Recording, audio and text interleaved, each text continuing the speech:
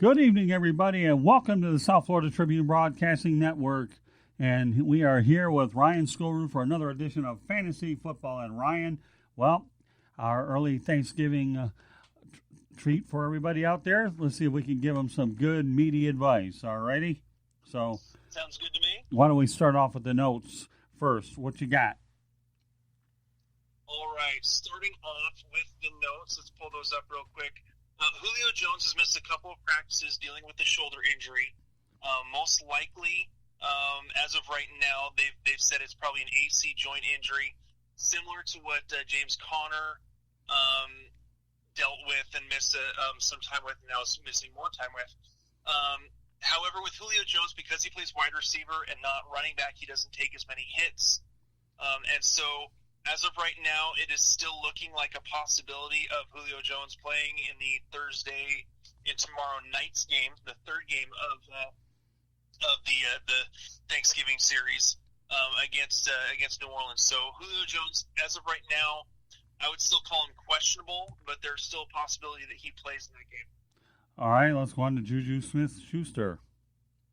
All right, Juju, we know from a couple weeks ago in that game against Cleveland, he got absolutely rocked, and when he went out with the concussion, he actually hurt his knee as well. Well, he is officially now out of concussion protocol.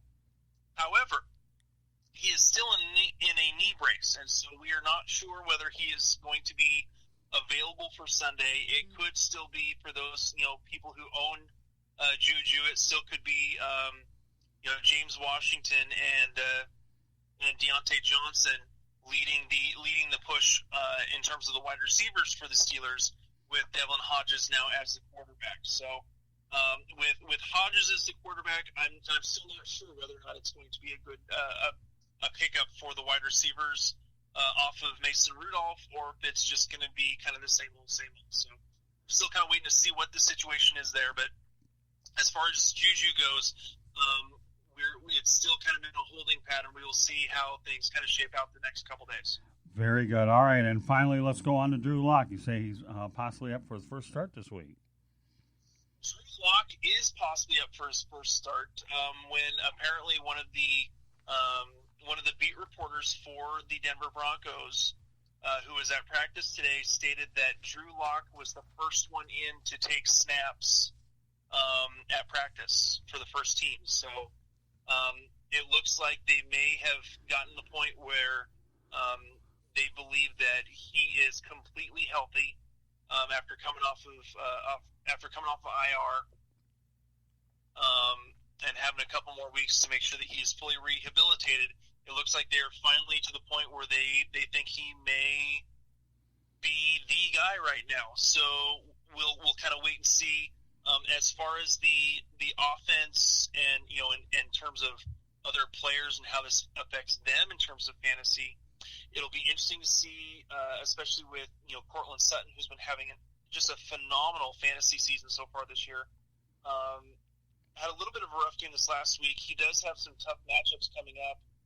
One of them being against the San Diego.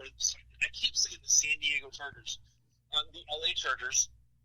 We will see how kind of that one shapes up.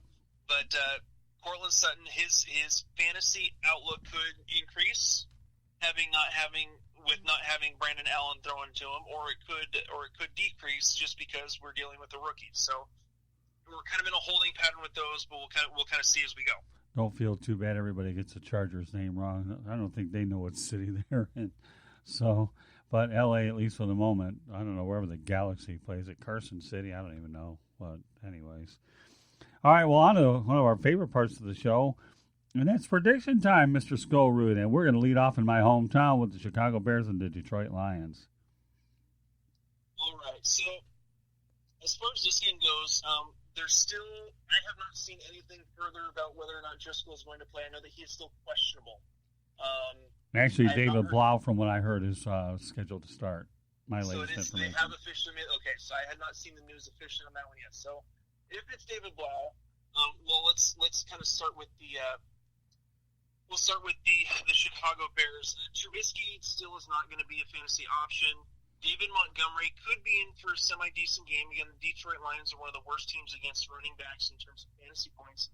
Tariq Cohen, when Trubisky is being used properly, Cohen tends to have a better game in the passing game and in the receiving game. So he should be in for, again, sort of running back 3 numbers. The only wide receiver worth owning for the Bears is going to be Allen Robinson, still in that wide receiver 2 kind of holding pattern, is right about where he usually finishes up. As far as the Detroit Lions go, if it's David Blow, you're not looking at a whole lot of fantasy options really going up against this Chicago Bears defense. While they have struggled here and there, for the most part they've played very well against struggling offenses. I don't trust both Scarborough. I don't trust Ty Johnson. Kenny Golladay with now the 3rd string quarterback, I think he really struggles.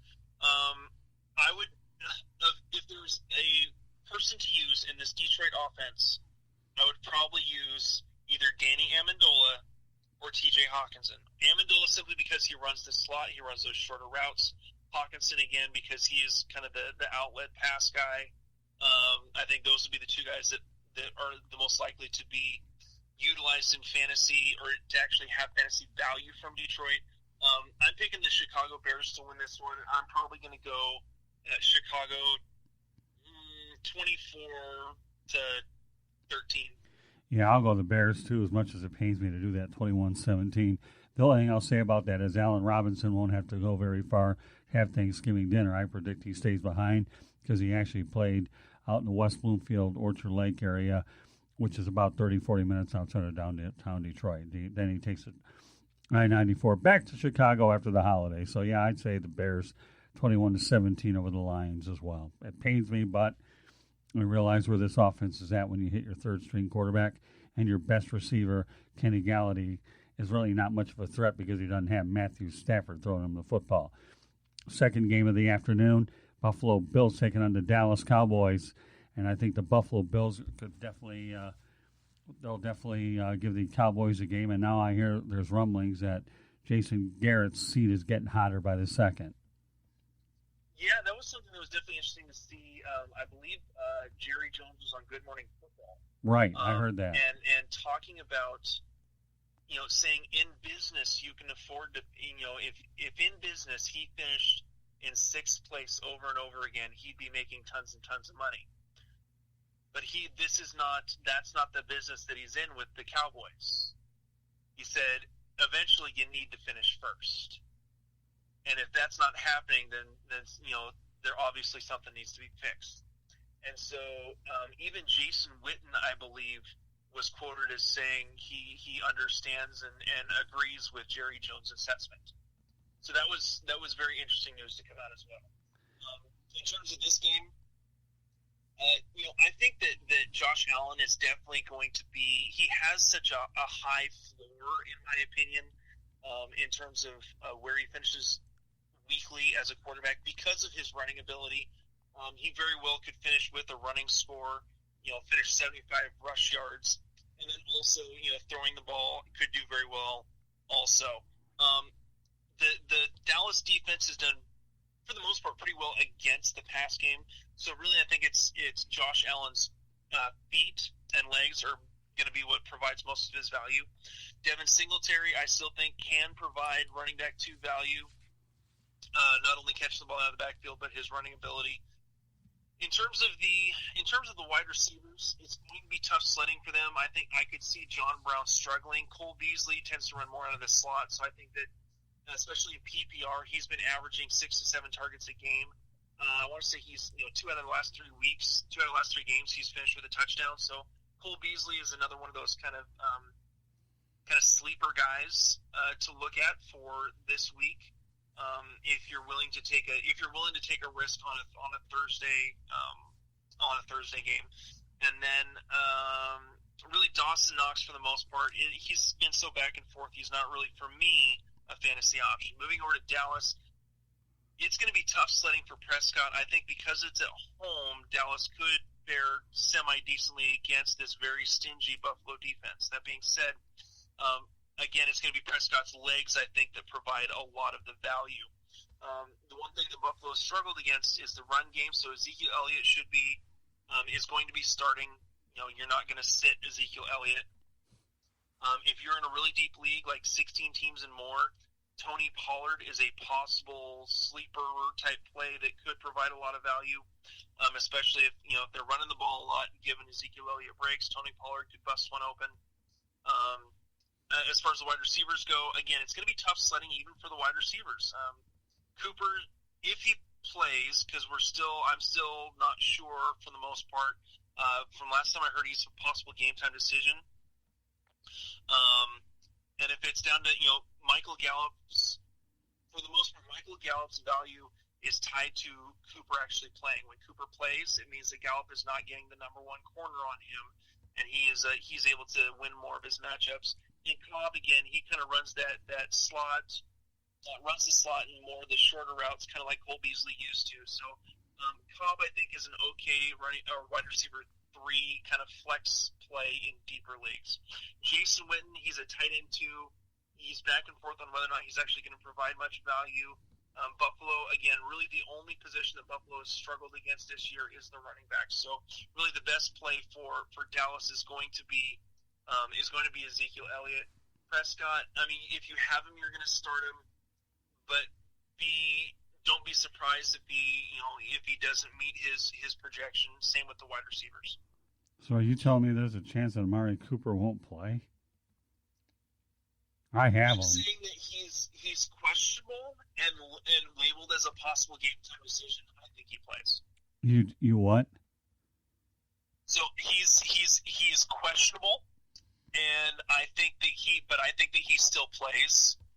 He's been labeled as a game time decision. I still think that he will actually play in this game. Yeah, I have him, so I better figure out what to do with these Thursday games, or I better find somebody real quick. Although I have until 3 o'clock to make that decision. I don't know. That's interesting. Yeah, for me, it's 1:30 p.m. West Coast time on that one. So I'm wondering if I should sit Cooper and go with Gordon and as a possibility. That makes me kind of wonder. All right, what score do you have in this one? For this one, I think Buffalo. I do think the Buffalo pulls this one out. I think it could be a close game, especially the fact that for the most part, Buffalo's offense has struggled a lot this year. So I'm still going to go Buffalo. Buffalo's 21-17 over the Dallas Cowboys. Yeah, I'm going to actually go the other way. I'm going to go the Cowboys 24-17 if for no other reason they're at home. So we'll go the other way. And you're going with Buffalo? I'm going Buffalo. Okay. All right, on to the next one. New Orleans Saints at the Atlanta Falcons. All right. In this one, start off with the Saints. Drew Brees should be in for a big game. Atlanta played really well for 2 weeks. One of those weeks was against New Orleans in New Orleans. I don't think they repeat that. I think that Ryan will struggle. I think that Drew Brees really comes off and plays well this week. I think that he will meet projection. Kamara, he has really struggled since coming off the injury. We'll see how much they get him involved in this game. Atlanta defense has really struggled against just about every position. So hopefully Kamara should be in good shape for this week. Latavius Murray is a flex play in 12-team leagues and larger. Michael Thomas, he is a must start no matter what. Ted Ginn is a guy that I think could be a possible flex play in 14 to 16 team leagues and larger. Jared Cook, I have not been all that satisfied with his play all year, and really that's for the most part kind of been the way it has been for all of us at Skulking Football. We have not been Jared Cook fans. He has done pretty well the last couple weeks, and against Atlanta could be in for another okay game. So I could see him getting into the end zone in this game. As far as Atlanta goes, the New Orleans Saints defense, I think, will really step it up in this game because of the fact that they can seal a playoff spot by winning this game. So I think that Ryan could struggle